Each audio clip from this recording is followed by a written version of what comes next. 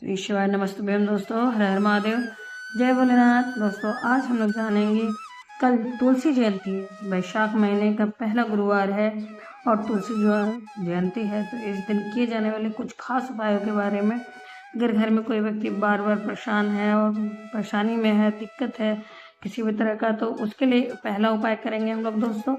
तो दोस्तों पूज्य गुरुदेव की कथा से सुनकर समझकर ये सारे उपाय हम लोग आप तक पहुंचाते हैं। गुरुदेव हमेशा ये चाहते हैं कि आपको ऐसे छोटे छोटे उपाय बताए जाए जिससे कि आप अपनी समस्या का समाधान कर सकें, बहुत कम खर्च में, बहुत ही कम कहा जाए कि समय में। तो इस वीडियो में बहुत ही अच्छे और बहुत ही महत्वपूर्ण उपायों के बारे में बातचीत होगा दोस्तों, तो इसलिए अनुरोध है कि अंत तक अवश्य ही बने रहें।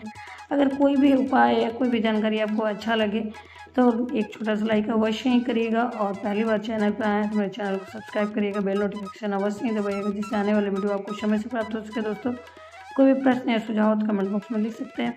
तो दोस्तों चलते हैं अपनी जानकारियों की तरफ। पहला उपाय उनके लिए है जो व्यक्ति हमेशा परेशान रहता है, या दिमाग से या शरीर से, स्वास्थ्य से, तो उसके लिए है। तो इसके लिए करना क्या होगा दोस्तों, इसके लिए आपको लेना होगा तुलसी जी की मंजरी। तुलसी जी की मंजरी अगर आपके पास है तो ठीक है, नहीं तो आप वहाँ गिरा हो तो ले सकते हैं, नहीं गिरा है तो आप तोड़ भी सकते हैं दोस्तों तुलसी जी के पौधे के पास से। तो इसको लेके एक गिलास में पानी लेंगे। गिलास किसी भी चीज़ का हो सकता है, स्टील का या फिर कांच का या पीतल का, किसी भी पात्र में, मतलब किसी भी धातु का हो सकता है गिलास। उसमें गिलास में पानी लेंगे और तुलसी जी की मंजरी को उस गिलास में 7 बार घुमाते हुए ओम नमो भगवते वासुदेव का नाम लेके जाप करते हुए 7 बार घुमाएंगे, और उसी में डालकर तुलसी की मंजरी को आधे घंटे के लिए छोड़ देंगे दोस्तों।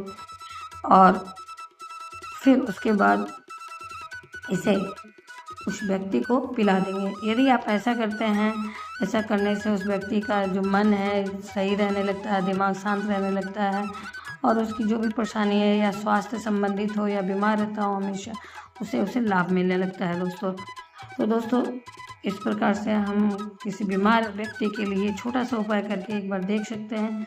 तुलसी जी ऐसे ही एंटीऑक्सीडेंट का काम करती हैं, मतलब एंटीबायोटिक का काम करती हैं, बहुत ही ज़्यादा गुणकारी होती हैं। तो ये एक छोटा सा उपाय था, इसे अवश्य ही करके देखिए दोस्तों। ये उपाय दिन भर में कभी भी आप कर सकते हैं। फिर उसके बाद आते हैं उसी दिन शाम के समय अपने मुख्य द्वार पे एक गोल बत्ती का शुद्ध देशी गाय का घी का दीपक जलाएं, ओम नमो भगवते वासुदेवाय का जाप करते हुए।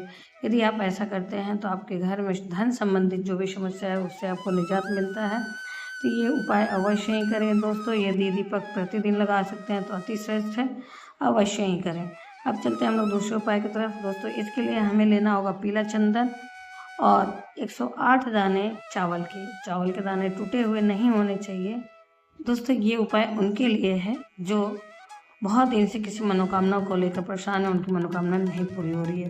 तो ये उपाय तुलसी जयंती के दिन करना है। और 1 लोटा तांबे के पात्र में जल लेंगे, तांबे के लोटे में दोस्तों चंदन लेंगे, 108 चावल के दाने लेंगे, पीला चंदन लेंगे और तांबे के बर्तन में जल लेंगे दोस्तों, और लेके जाएंगे किसी भी शिवालय, किसी भी शिव जी के मंदिर, और वहाँ पर जाकर सर्वप्रथम हम उस जल को शिवलिंग पर डालेंगे। लेकिन इस बात का ध्यान रखिए कि आप हमेशा दक्षिण दिशा में बैठें और आपका चेहरा हो उत्तर की तरफ। ऐसा करते हैं तो आपके विशेष और आपकी मनोकामना शीघ्र भोलेनाथ पूर्ण करते हैं। जल को उस पर अर्पित कर देंगे, शिवलिंग पर अर्पित करेंगे, और उसके बाद भगवान जी को अच्छे से पोंछ के साफ कर देंगे। फिर चंदन को शिवलिंग पर लेपन करेंगे दोस्तों। शिवलिंग पर लेपन करने के बाद 108 चावल के दाने जो है अपनी मनोकामना, नाम, गोत्र और मनोकामना बोलते हुए शिवलिंग पर एक साथ चंदन के ऊपर, जहाँ चंदन लेपन किए रहेंगे उसके ऊपर अपने हाथों से रख देंगे, और अपने दाहिने हाथ का उस पर स्पर्श करते हुए, उसे छूते हुए उस चावल के दानों को अपनी मनोकामना बोलेंगे दोस्तों। यदि आप ऐसा करते हैं तो भगवान आपकी मनोकामना शीघ्र और शीघ्र अति पूर्ण करते हैं दोस्तों। तो इस छोटे से उपाय को अवश्य ही करके देखें। अब चलते हैं हम लोग दोस्तों तीसरे उपाय की तरफ दोस्तों। ये तो पैसों के लिए ये उपाय है, धन संबंधित समस्या के लिए उपाय है।